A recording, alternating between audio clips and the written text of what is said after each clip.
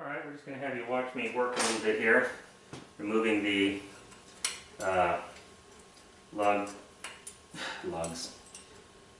the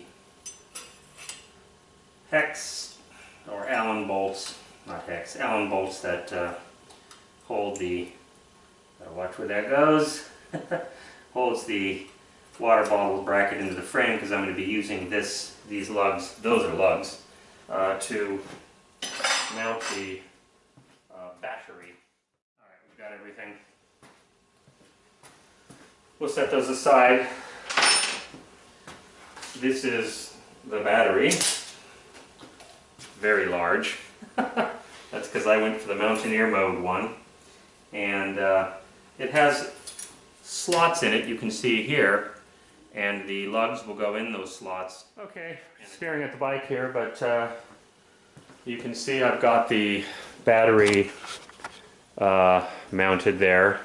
I used both the bolts that used to mount the water bottle there, and also let's see if we can see it from one side. I've got this on a tripod. I don't think so. You could just see poking out of the top. There is a slot on both sides, so I was able to use it to use a couple cable ties. Let's see if we can even see them poking out. No, we cannot. But anyway, there's cable ties that poke out that wrap around. Oh, there, you can just see the edge of it right there, that little black spot. Anyway, the whole idea there was, let's zoom out, is to add a little bit of strength on the top of that battery. It's very heavy, but it lays right in there. It's pretty clean. Now what I'm going to do is work on mounting the controller. It's really the last large item I have. And let's show you the controller in the box. There it is. Now the box will lay here. This needs to pass through, but I'll unbolt the connectors here, undo this, slide it through, and reattach it because it won't fit through this hole. And then get the grommet in here. You'll have to thread things through one at a time. And I want to put it on some rubber isolators. I actually have a set of rubber isolators here. I'll show you one, but it's too large. These are rubber isolators right here. Let's see if I can get it on the camera. Yeah, the rubber isolator allows you to bolt this side. I would bolt that down into the bike rack. This top one can pass through both the rubber box, and there is a bracket on either side. This is too large, but with a small enough one, I can pass through, drill holes in the box and pass it right through. The whole thing then can float right here, so that when you have bumps and stuff, it doesn't shake it apart.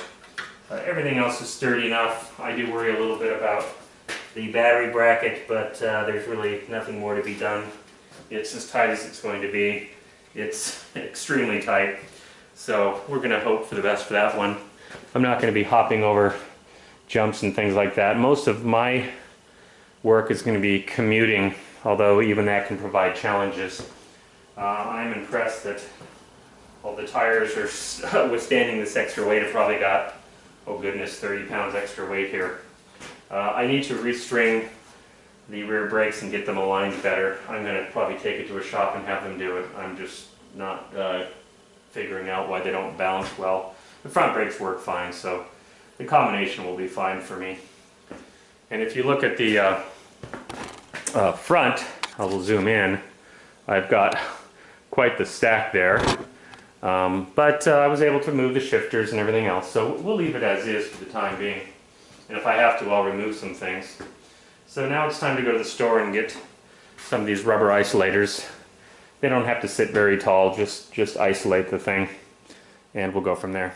We'll see you after I'm back. It's Muttley's garage here, just to give you an update.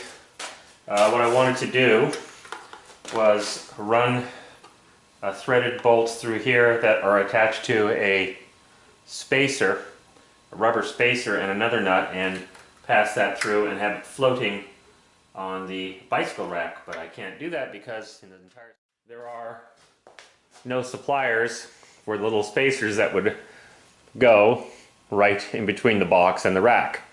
So I'm having to order them, which will put about a 2-day delay in me finishing that portion of it. I also think I'm going to pull the connectors back through and have everything wired internally in the box, but that just depends on how much room I have. That way the connectors are not exposed, but it does mean I'll have to fold them back on themselves, and that could get a little bit ugly. So we'll have to see how that goes.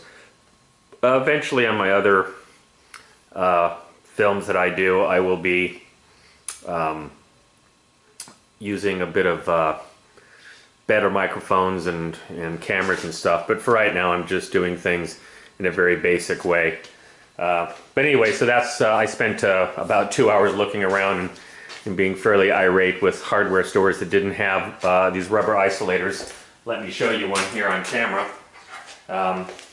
It's exactly like this, however I cannot use this rubber isolator as it's too large a diameter.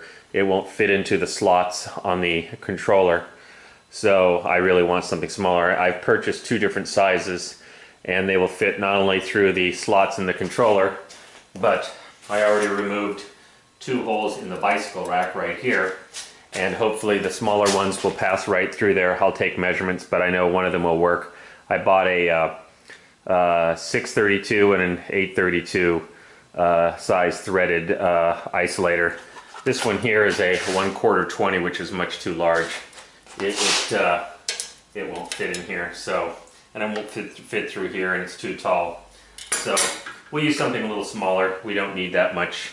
This will hold 75 pounds. I don't really need that. It's just to support 2 or 3 pounds worth of stuff shaking around back there. And I have other projects I can use those for. So anyway, that's all we're going to deal with now. When I get those back and drill them, I'll show you how that part of the project is done. And then the last bit is the wiring and the excessive use of the cable ties, which you can see are over here. With that, we'll bid you a good evening. Okay, I'm not going to get into it heavily tonight, but if you look here, you'll notice that the holes in the extrusion will fit straight through to the holes in the rear bike rack. And what I'm going to use to attach to these are these, I have to always learn to offset. You can see I put one of the locking stainless nuts on there, one of these vibration isolators that I was looking for. So that will go basically in between the both the plastic box, which I have hanging off the back, and the controller nestled inside the box, and the bike rack. But I'll probably leave that for another day. It's 9:30 and I'm pretty tired. Furthermore, I wanted to show you the finished work on the sensor. I did get confirmation, yes, you can flip it around the other way. No, it's not a problem. So the fixed sensors, the chrome colored one on the right, and the rotating wheel is on the left.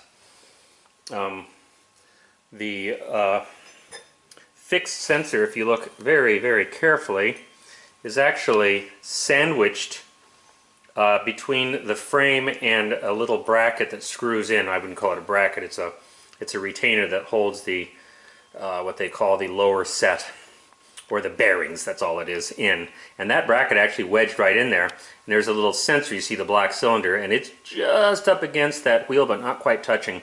And I can offset that or do other things if I need to, but that's really all I needed to do there. Now, taking all that apart, putting all that together, using the specialized tools I had, including on this side, although I ended up not putting it on there. I did have to take the whole thing apart in order to get that sensor in there. Both sides had to come undone for both brackets to become removed, or both of the retainers. I don't know why that is, but I probably saved myself 50 bucks at the bike store, and I'd rather put that money elsewhere. So when I kind of step back, you know, I'm just looking at the almost finished product. I'm pretty happy with it. My installation is fine. I am going to restring the rear brakes. They're not set right. See, they're resting against the fender when they're released, and I think it needs to sit up higher and away from the fender. And the 2 calipers don't balance. They're supposed to balance through some spring loading. So I have to figure that out. Anyway, I'm about a day away from finishing this thing. I won't be doing drilling tonight, it's just getting late. But I will drill the holes in the bottom of this box. That is in fact the bottom right there. I'll flip it over and around and get that done. So pretty happy with that so far. I will put a little bit of space in between the bottom of the controller and the surface of the box inside. I don't want to flip it over, I'll lose everything here. But to give the controller a little air to breathe underneath. So I'll give it what room I have given the threaded nuts and how much room I have. The 832 size isolator is probably the ideal size given overall length and width, because I have to shove the retaining nuts in there, and the box comes right up along this edge here, so it's pretty closed in when you're going down into the box and trying to secure those. So I'll use a thin ratchet with a thin socket, probably a 1/4 inch drive. Anyway, with that, we will talk to you later. Muttley's Garage out. Okay, it's Saturday, and back to my usual shenanigans here at Muttley's Garage. I had a couple questions on the wiring, and Jason Livingston, he is the proprietor at Electric Bike Outfitters, gave me a nice clear photo of the wiring. I'm going to verify that with the bike. I can't steer the camera to show you. And also some details on the wiring that he thinks that, based on my photograph I sent him, might have been incorrect. So I need to double check that. As soon as I do that, I'm going to, I'll steer you here, I'll start routing all the wires in the bicycle. They're all just draped down. I've got them all passing through the grommet. Let's see if we can get you a better view of that grommet. And consequently, once I do that, I can tuck all the wires inside the box, which is now mounted, as you can see, very nicely. Very sturdy, it's not going anywhere. And from there, we'll actually hook up the battery and give this thing a try. So I think I'll skip all the intermediate steps. It's just going to be a lot of very boring wiring. The one thing you want to be sure when you do the wiring is that you avoid binding when you're steering. That goes with brake cables, electrical stuff. You know, there's a lot going on this handlebar, so we'll want to make sure of that, and I will test all that. I'll use primarily black cable ties. I have a pretty wide variety of them, which helps. And if any well-equipped garage where you're doing sort of these hobby wiring things, you should have some of that. So mind the furnace noise in the back or the heater. I really rely on that heavily during the winter months. It's getting slightly warmer now that it's early March, and I'm not needing it quite as badly, but in the dead of winter it really helped and got me some serious time in the garage. So, all right, we'll get back when we're done with the wiring. I've resolved the wiring issues. This connector coming out of the controller, I don't know if you can see it, it's not used. Everything else is good. But over here, I am turning the steering column to the extreme right, and I will connect my